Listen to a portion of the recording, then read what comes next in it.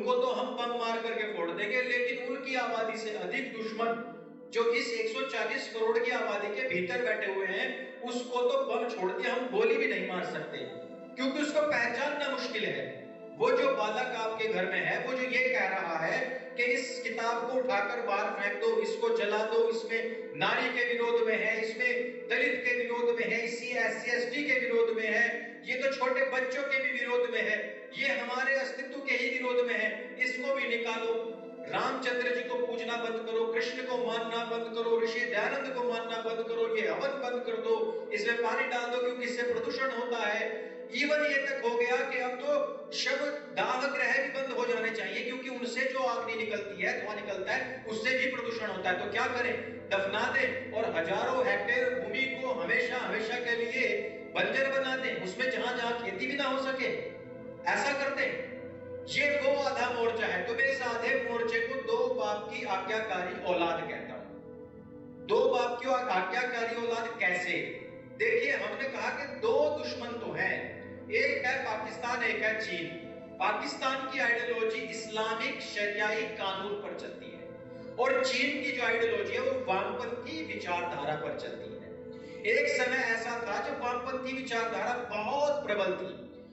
जिस समय बंगाल के अंदर ये ममता बनर्जी से पहले जो वामपंथी वहां सरकार थी, 10 ज्योति बसु जी की जो सरकार थी, 10,000 दलित हिंदू जब बंगाल छोड़ करके भारत आ रहे थे और सुंदरबन में एक टापू पर बसने का प्रयास कर रहे थे, ज्योति बसु ने अपने लोगों को, ना कोई पुलिस ना फोर्स, अपने लोगों को बंदूक दे करके उनकी हत्याएं करवा दी थी।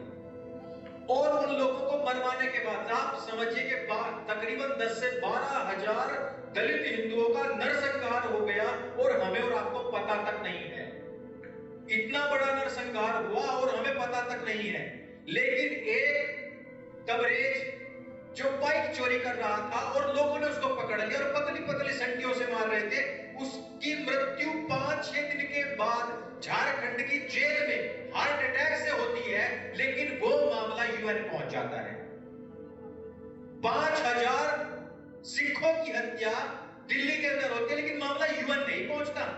15,000 लोग गैस से घोट करके भोपाल में मार जाते, लेकिन मामला UN नहीं पहुंचता।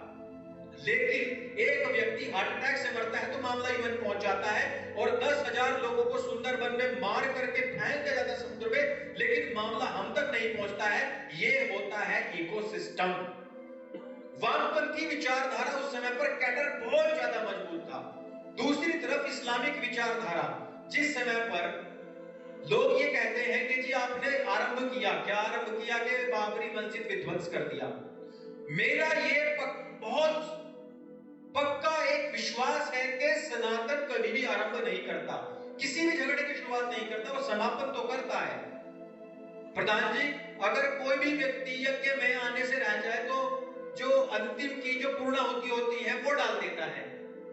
हम समापन करने विश्वास करते हैं, आरंभ होना हो, लेकिन हम ये विश्वास करते हैं कि भले ही शुद्धिकरण करके शुरुआत से आरंभ ना किया हो, लेकिन यदि हम अंत में पहुंच गए तो समापन अवश्य करेंगे। सनातन ने हमेशा समापन तो किया है, चाहे आप कितने दंगे देख लो, लेकिन हमने कभी भी शुरुआत नहीं की। तो जब यह मामला आया कि बाबरी मस्जिद विध्वंस ना होता तो मुंबई के ये दंगे ना होते, मुंबई में विस्फोट ना होते, तो मैंने उसकी रिवर्स इंजीनियरिंग करी और मुझे एक चीज प्राप्त हुई कि अजमेर दरगाह शरीफ, जो कि ख्वाजा मोइनुद्दीन चिश्ती, को ख्वाजा का अर्थ तो होता है बीच वाला, और इसके मामले पर बहुत ज्यादा कंट्रोवर्सी भी हो चुकी है, लेकिन मानते नहीं, तो मैं ख्वाजा ही कह रहा हूं, कुछ और शब्द का प्रयोग नहीं करूंगा। तो ख्वाजा मोइनुद्दीन चिश्ती, जिनका इन्होंने कहा कि भाई जो सूफीज्म था उसने हिंदुओं का कन्वर्जन किया, तो वहां पर तकरीबन 250 हिंदू लड़कियों के साथ में सामूहिक दुष्कर्म हुआ। और जिन्होंने किया वो किया ख्वाजा मोइनुद्दीन चिश्ती की दरगाह के खादिमों ने। खादिम वो होते हैं पुजारी, जिस ब्राह्मण या पुजारी समाज के पीछे आज आप देखोगे पूरा सोशल मीडिया लगा हुआ है, वे ही पुजारी थे, बस वो उनके पुजारी थे, क्योंकि उनका नाम सलीम चिश्ती था इसलिए वो बच गए, क्योंकि उस समय पर कांग्रेस की सरकार थी इसलिए वो बच गए।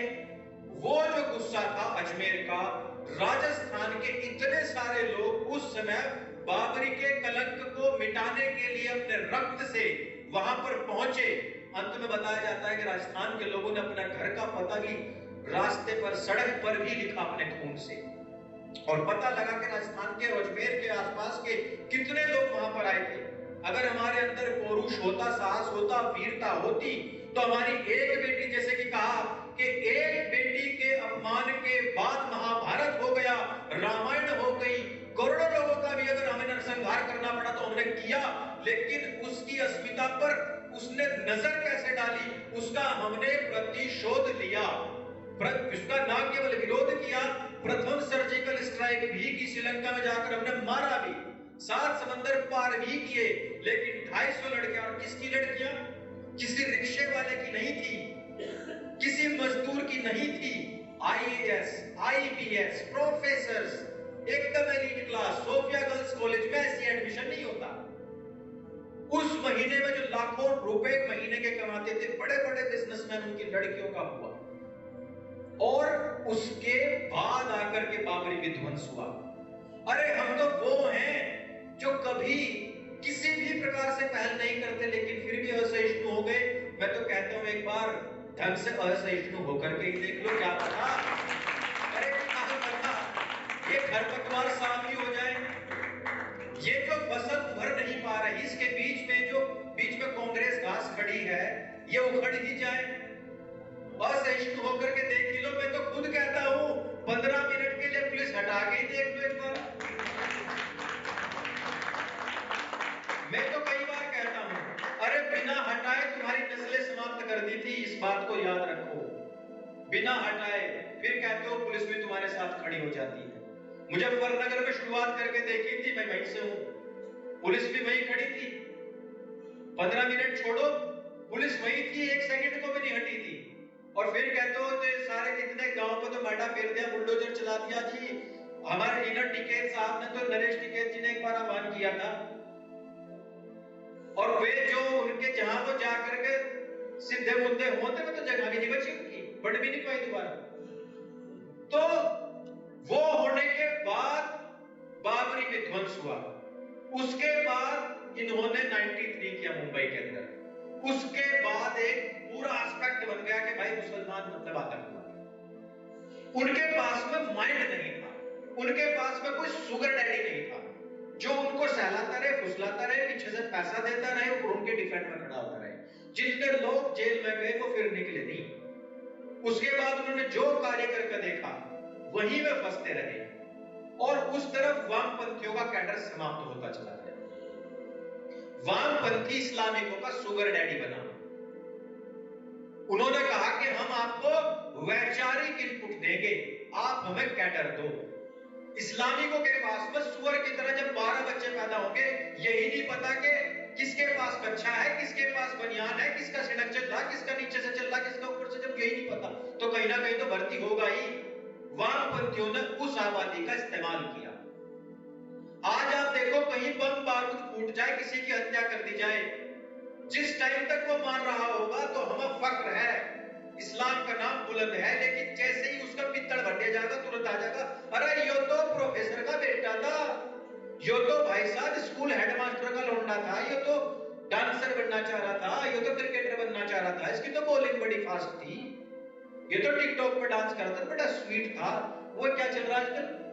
It's so beautiful, it's so elegant, it looks like a wow. ऐसा कौन था? शर्जील इमाम। It looks like a wow, Sharjeel इमाम। वो तो इतना पढ़ा लिखा है। अफजल गुरु, अरे वो तो इतना एलीट बंदा था, it looks like a wow। और जब तक ये हमास की बात है, जब तक वो लोग इजराइलियों को मार रहे हैं, जेजीदी लड़कियों की मंडियां लगा रहे हैं, उन्हें 2-2 कौड़ी में बेच रहे हैं, तब तक इस्लाम का नाम बुलंद हो रहा है। हम अपने यहूद, अपने जो फिलिस्तीनी भाई हैं, मुसलमान भाई हैं, उनके साथ हैं, क्योंकि उन्होंने जो शरिया में लिखा हुआ है या जो हदीस में लिखा हुआ है कि यदि एक यहूदी पत्थर के पीछे भी छिप जाएगा तो पत्थर चीख के कहेगा, ए मोमीन मेरे पीछे यहूदी छिपा हुआ है, इसका अंत कर, इसको मार दे। जब तक अंतिम यहूदी नहीं निपट जाएगा तब तक कयामत भी नहीं आएगी, और तब तक 72 हूर भी नहीं मिलेगी। मैं तो देख रहा था वो छोटे छोटे बच्चों का, बोला बहुत अच्छी सुंदर हूर होंगी, आपको पता नहीं है कि ये अगर समंदर में भी थूक देंगे समंदर मीठा हो जाएगा, शहद से मीठा हो जाएगा। मैंने कहा मौलानाओं के दिमाग में थूक सके नहीं में, जहां इतना कचरा भरा पड़ा है, थोड़ा सा अमृत वहां भी आ जाए, अरे थोड़ा सा वहां भी थूकवा दो। ये तुम समंदर में क्यों थूकवाना चाहते हो? वहां भी शहद बन जाएगा थोड़ा सा, वहां भी थोड़ी मिठास आ जाएगी। रात दिन हमारे खिलाफ ही इतनी, मेरे खिलाफ तो फतवे निकाल रखे, मारने तो लगे।